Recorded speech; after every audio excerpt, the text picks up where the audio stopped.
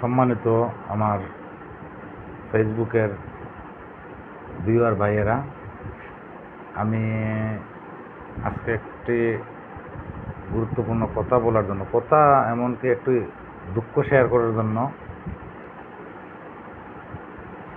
এখানে বসছি। আপনাদের সাথে আমার দুঃখটা শেয়ার করব। বিষয় হচ্ছে মোটর ড্রাইভিং লাইসেন্স।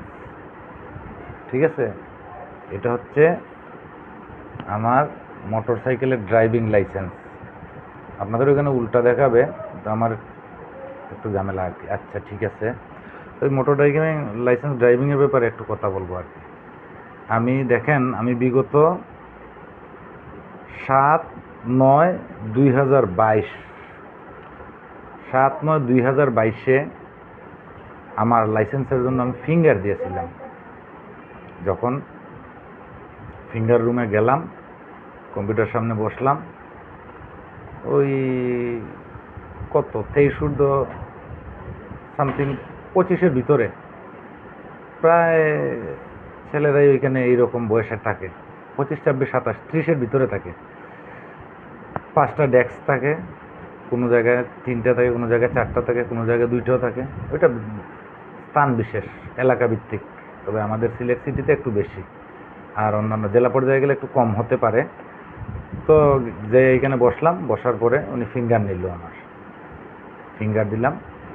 ফিঙ্গার দেওয়ার পরে উনি সব কিছু কম্পিউটারের মধ্যে করলো, করার পরে আমাকে ওই স্লিপটা ধরাই দিল। স্লিপটা বাড়ি করে তোরা স্লিপটা ধরাই দিল। আগে যে স্লিপটা ওইটার মধ্যে উঠাইছি, তোমার মেসেঞ্জারে দিচ্ছি, স্লিপটা বের করো। স্লিপটা দিল, দেওয়ার পরে আমার হাতে আনার পরে আমি বললাম ওনারে, ভাই আমার তো নামের মধ্যে বেড়া লাগছে। এই দেখেন, আমার মায়ের নাম ঠিক নাই। আমার মায়ের নাম হচ্ছে BELA, বাংলাদেশের BELA, বেলা রানী দাস। আর আপনি কি লিখছেন BALA। ওটা তো আমাকে দেখাইতে পারতেন, আমাকে তো প্রুফটা দেখাইতে পারতেন। ওটা তো আর সফটওয়্যারে দিয়ে ঢুকে নাই ওইখানে। বলার পরে না ভাই, ওটা তো চলে গেছে, এটা তো এই। আমি বললাম আপনি বসানোর সময় তো আমাকে একটু বলতে পারতেন। ওরা এত ভাব নেয় ওইখানে, এগুলো বলা বাহুল্য। আমার আপনাদের কাছে ওটা শেয়ার করার অর্থই হচ্ছে ওটা। আমি তো আর 2022-এর 7 সেপ্টেম্বরে দিয়েছিলাম, পাইছি গত পরশু দিন, মতলব হচ্ছে যাইয়া এইটা 15 তারিখে, 15/7/2025-এ পাইছি। কয় বছর? 22, 23, 24, 25, 3 বছরে আমি পাইছি। 3 বছর, 2 মাস কম 3 বছরে আমি এই ড্রাইভিং লাইসেন্সটা পাইছি। তো আমার প্রশ্ন হচ্ছে, ওরা যখন এই জিনিসগুলা করে, এগুলো তো প্রতিবাদ করার কেউ নেই, সরকারি দপ্তর আমাদের এই সাহসটাও নাই। বা আমরা তো যাই ওইখানে যত বড়ই আমরা একবারে হাবভাব নিয়ে যাই না কেন, ওনাদের কাছে গেলে আমরা নগণ্য, nothing by about, who are you, আমি সব, এই ধরনের একটা ভাব ওদের। আচ্ছা, যাই হোক, তাই আমি আমার নেক্সট জেনারেশনের যারা আছেন, ড্রাইভিং লাইসেন্স তো অবশ্যই দরকার, সবাই ড্রাইভিং শিখবে। আর ইয়াং জেনারেশন তো এখন মোটর বাইক ছাড়া চলেই না, ধুমধারাক্কা মোটর বাইক ওরা ব্যবহার করতেছে। কিন্তু ভাইয়েরা আমার, আমি আপনাদের কাছে ওইটাই বলবো যে ড্রাইভিং লাইসেন্স যখন করতে যাবেন, ফিঙ্গারের ওই স্থানে যাওয়ার সময় যখন ওই রুমে ঢুকবেন, ফিঙ্গারের রুমে, দয়া করে আপনি যে আপনার ফিঙ্গারটা নেবে ওকে বলবেন, ভাই আপনি মেইন সফটওয়্যারে ডাউনলোড দেওয়ার আগে আমাকে একটু প্রুফটা দেখান, আমার নামগুলো ঠিক আছে কিনা। কারণ আপনি ওই ড্রাইভিং লাইসেন্স নিয়ে অনেক সময় বিদেশে চলে যাবেন। বিদেশে গেলে কিন্তু আপনার একটা নামের হেরফের হলে আর হবেই না, কিছুই হবে না। আর বাইরের দেশে কিন্তু ড্রাইভিং লাইসেন্সটারে মারাত্মক একটা করে, তারা অনার করে। পাসপোর্টের পরেই ড্রাইভিং লাইসেন্স।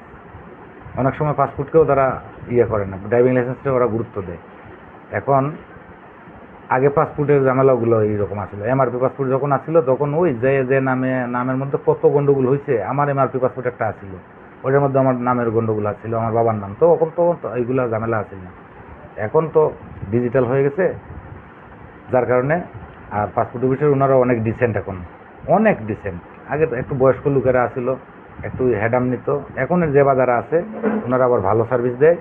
তারপর আপনাকে ওইটা ফিঙ্গার দেওয়ার পরে ওনারা কিন্তু আপনাকে ওই কম্পিউটার মনিটরটা আপনার দিকে ইয়ে করে ব্যাক করে মুভ করিয়ে আপনারা বলবে যে ভাই দেখেন তো এগুলো ঠিক আছে কিনা, আপনি চেক করেন, আমি কিন্তু এখন এটা ইয়েতে দিয়ে দেবো। তখন আপনি দেখলেন, যদি না হয় তো উনাকে বললে উনি আবার সংশোধন করে দেয়। এই ব্যবহারগুলো মানে ওনারা চালু করছে অনেক দিন থেকেই, খুব দারুণ, খুব ভালো লাগে। আগে আসিল না, এখন এই জিনিসগুলা ওদের সেটেল হয়ে গেছে। পাসপোর্ট অফিসে এই ঝামেলাগুলো এখন আর নাই বললেই চলে, আমার কাছে মনে হয় 0% হবে। আচ্ছা, কিন্তু এই ড্রাইভিং লাইসেন্সের ব্যাপারে আপনারা একটু সতর্ক থাকবেন। আর আমি আসলে এই পোস্টটা দিতেছি আসলে ভাইরাল হওয়ার জন্য না, আমার ভাইরাল হওয়ার কোনো খেয়ালও নাই।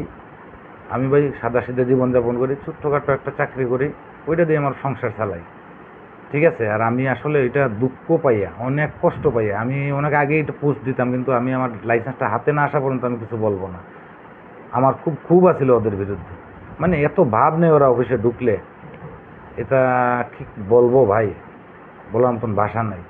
পিচ্ছি পিচ্ছি গুলা পায়, হ্যাডাম নেই এসপি অফিসের, এসপি সাহেব আছে, ডিসি সাহেব আছে সরকারি দপ্তরের, ওনারাও এত ভাব নেয় না। ওনারা তো কত পোলাইট, ওনাদের মানে যায় না ওদের ব্যাপারগুলা। তো আমার এই ব্যাপার, আমার কথা হচ্ছে আপনারা যে বা যাহারাই অ্যাট লাস্ট যেটা বলতে চাইতেছি আর কি, যে বা যাহারা ড্রাইভিং লাইসেন্স করবেন আর ফিঙ্গারের অফিসে যাবেন, ফিঙ্গারের রুমে যাইয়া যখন উনি ফিঙ্গারটা নেবে তখন আপনারা বলবেন ভাই আমাকে একটু প্রুফটা দেখান, আমার নামগুলো ঠিক আছে নি। শত শত হাজার হাজার লোক এই ড্রাইভিং এই বিআরটির অফিসে যাইয়া এইরকম ঝামেলার মধ্যে আছে, হাজার হাজার লোক, আমি একা আসিলাম না। একটা অক্ষরের ভুলের কারণে, ভুল করছে সে আর এটা খেসারত দিছি আমি।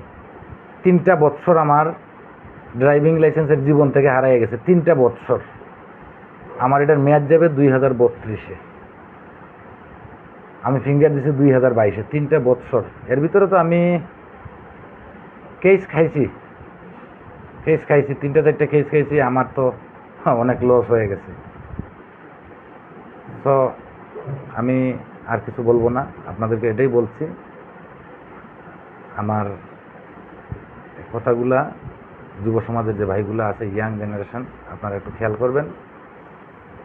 ড্রাইভিং লাইসেন্স মানেই সব কিছুই ঠিক আছে, আপনি যখন ফিঙ্গার দিতে যাবেন ওইখানে যাই আপনি সব কিছু সেটেল করবেন। এইখানে হচ্ছে আপনার মেইন টেস্ট। ওইখানে আপনি আপনার নাম, আপনার বাবার নাম, আপনার মায়ের নাম, আপনার জন্ম তারিখ, এই জিনিসগুলো আপনি একবারে A to Z চেক করবেন, চেক করে ওনাকে বলবেন। না হলে আপনি ইয়ে করবেন, আপনাকে যখন স্লিপ দেবে তখন ওরে আপনার দেখবেন একটা অক্ষর ভুল হয়ে গেছে, ভুল একটা হবেই। ওরা যদি 20টা ফিঙ্গার নেয়, 20টার মধ্যে 2জনকে ভুল করে, 20টা ফিঙ্গার নিলে 2জনকে ভুল করে, এইরকম অবস্থা। আমি আর বিশেষ কিছু বলবো না, আর আপনাদের সময়টাও ব্যয় করবো না। সবাই ভালো থাকবেন। আর যদি পারেন, আমি তো এটা ফেসবুকে দেবো, টাইম লাইনে রেখে দেবেন, আর একটু যদি পারেন শেয়ার করে দিবেন।